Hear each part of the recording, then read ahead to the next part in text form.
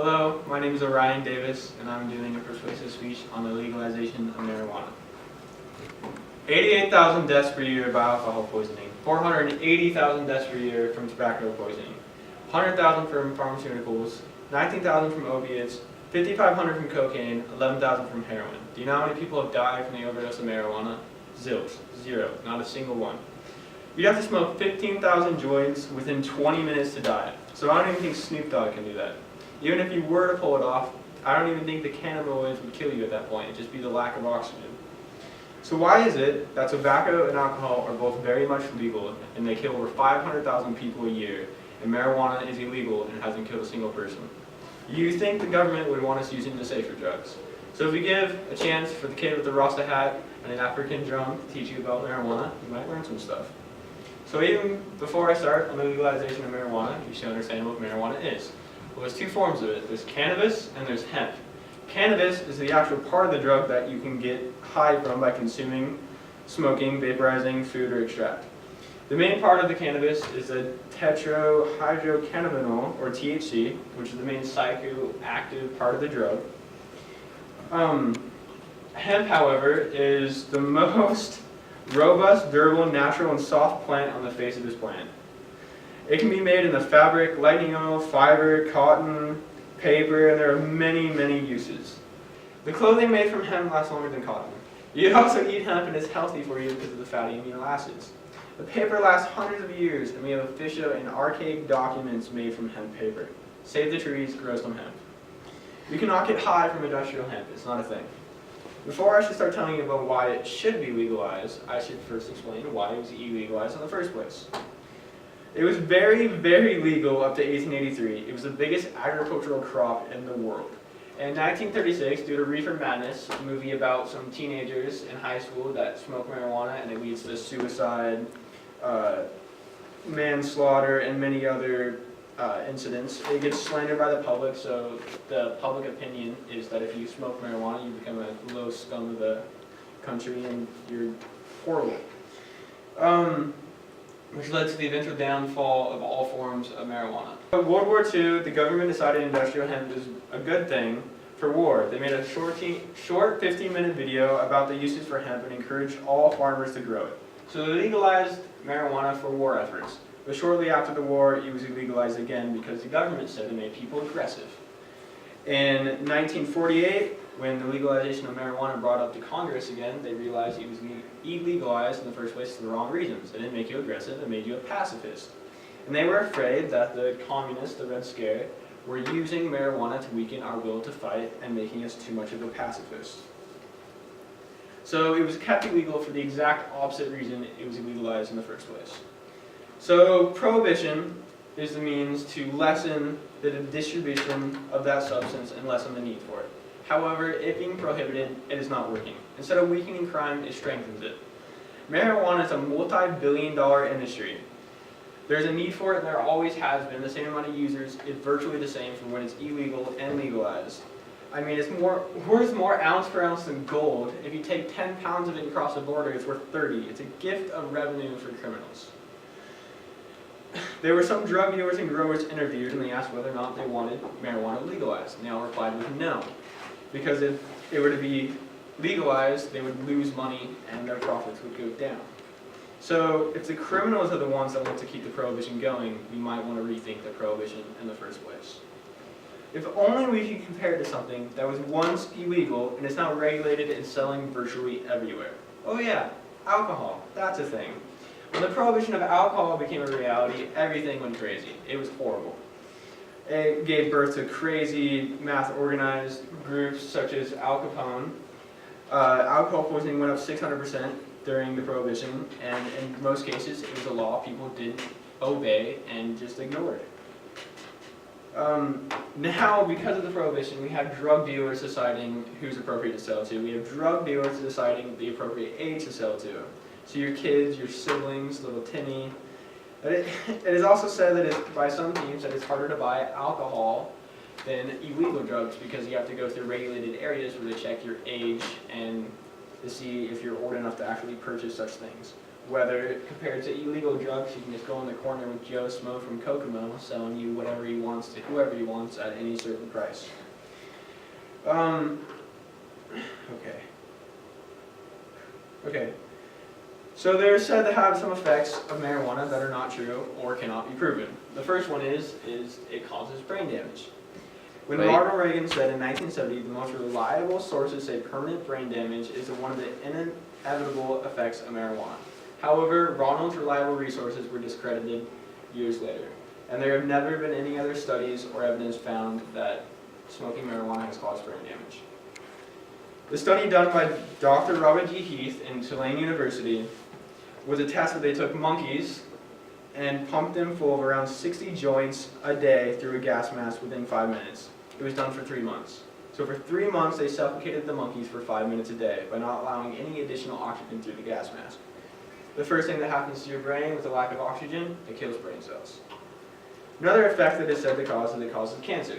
In 1999, a study done by Eastern Medicine that was paid by government funds had to use the words such as may or should cause cancer. So in other words, there's no case found that marijuana causes cancer. However, there are some cases where it actually cures cancer. Cigarettes and alcohol both cause cancer though. So another fact that is said is that it's habit forming or addictive. It's about as addictive as your cell phones. There are no physical withdrawals from marijuana when you quit smoking, just like your cell phone. You can be easily agitated or a little sad, but if your phone broke, you'd probably feel about the same. These withdrawals are nothing compared to tobacco and alcohol. Tobacco and alcohol are both very addictive. Another effect of this is the gateway theory. So if you experience a drug, you will want to try other drugs. It's like stairs, you only go up. There are no studies that show that if you do marijuana, you will want to do any other drugs or hard drugs. 1 out of 104 weed users use cocaine, and less than 1/2 of those use heroin. It can only be a gateway drug if it's illegal. By being illegal, people have to go through the black market to buy such drugs. So Joe Smo from Kokomo on the corner might be selling pot, but he also could be selling cocaine or other hard drugs that you're now exposed to because you're going through the black market. Another effect that it is said to have that on users is it makes people aggressive. That if you smoke pot, you become a violent and crimeful criminal and you are useless to society. There has been little to no cases where the use of marijuana has led to an aggressive nature, domestic abuse, or other petty or major crimes. I mean, give me an example of someone smoking too much pot and going home and beating their wife and kids like some do on alcohol. Another effect that it says is that it makes you lazy. That if you smoke pot, you'll become a useless stoner to society. That it does nothing for you. There are 50+ million users in the US, and more than half of the Canadian society has smoked pot. And yet both of our societies seem to flourish. I mean, Steve Jobs developed Apple computers smoking pot. Ted Turner developed CNN News smoking pot. Every musician from Snoop Dogg to the Rolling Stones to anyone has eventually copped to smoking marijuana at some point. And nearly every single presidential candidate has copped to eventually smoking marijuana at one point in his or her life. So if smoking marijuana makes you lazy and useless to society, then how come all these successful people have smoked marijuana and are perfectly fine? So in 1970, Richard Nixon started the war on drugs, to put those who do drugs behind bars.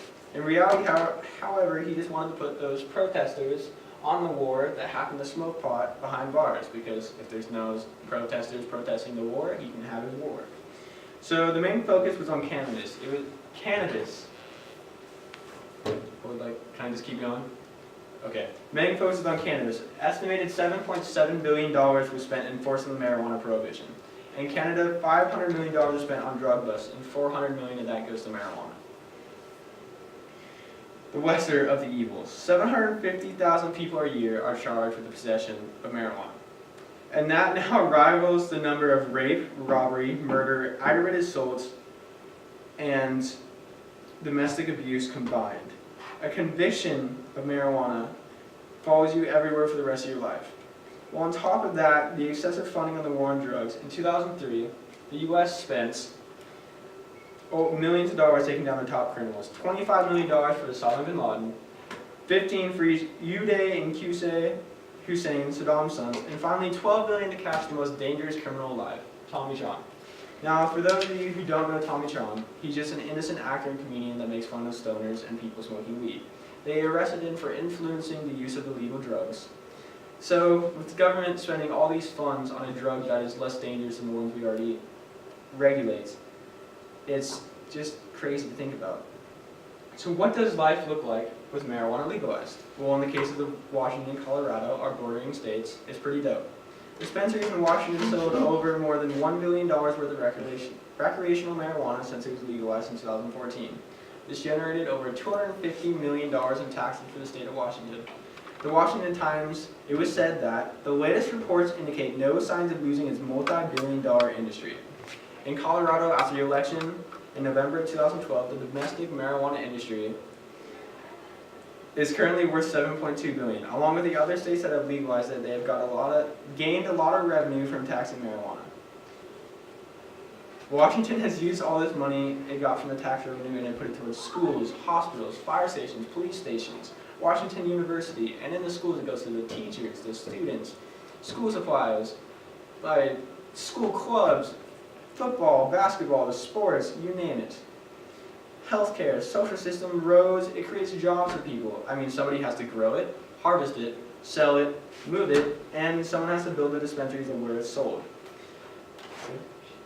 Marijuana in its natural state is the most therapeutically active substance known to man. It can help glaucoma, epilepsy, muscle dystrophy, arthritis, Parkinson's, depression, anxiety, hepatitis C, cancer, AIDS patients, and many other health problems. There's no other drug that has as many medical benefits as cannabis. It is an extreme medical resource that is going unused, especially since it's a natural herb. It is shunned upon by the medical community because doctors and nurses are told what to use by their patients by the pharmaceutical companies. And the pharmaceutical companies don't like marijuana because they can't make money off of it.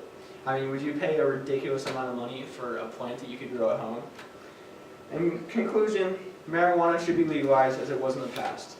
Hemp is an amazing agricultural crop, and it can be made into many useful products, and it was legalized for silly reasons.